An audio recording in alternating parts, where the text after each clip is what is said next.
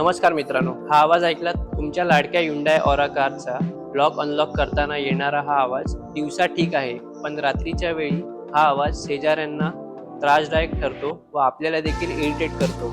तर बऱ्याच जणांचा असा गैरसमज असतो की हा साऊंड बंद करण्यासाठी आपल्याला गाडी सर्व्हिस सेंटरला न्यावी लागेल किंवा एखादी वायर कट करावी किंवा एखाद्या जवळच्या गॅरेजमध्ये न्यावी लागेल. पण थांबा, असं काही करायची गरज नाही.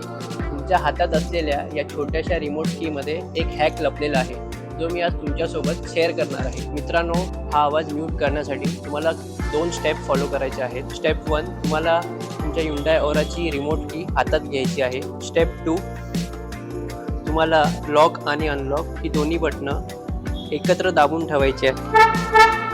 तर आता तुम्ही हा साऊंड ऐकलात, हा आपल्याला बंद करायचा आहे. तर आता मी ही दोन्ही बटणं एकत्र प्रेस करतो आहे. तुम्ही बघू शकता, आता लाईट ब्लिंक होईल 4 वेळा. जसा हा लाईट ब्लिंक झाला, तुमचा साऊंड जो आहे तो गायब झालेला असेल.